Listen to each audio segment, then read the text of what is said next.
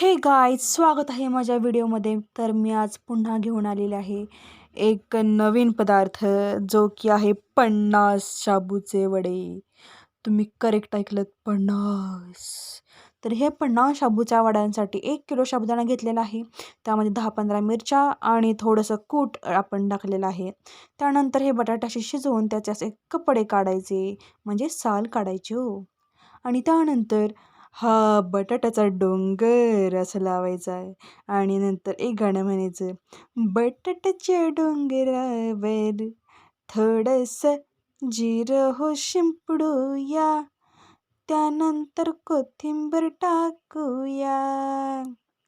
बटाट्याच्या डोंगरावर थोडंसं जिरं हो शिंपडूया, त्यानंतर कोथिंबीर टाकूया.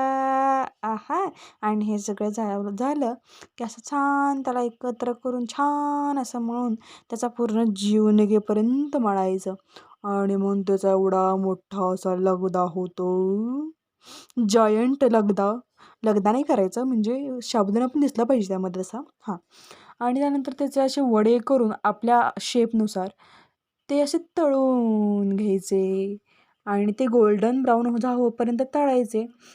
आणि हे पहा, ते गोल्डन ब्राऊन झाल्यानंतर ते एका साईडला छोट्याशा भांड्यामध्ये थोड्या वेळ तसे ठेवायचे, कारण त्याचं तेल नितळेपर्यंत. आणि हे रेडी आहेत आपले साबुदाण्याचे वडे.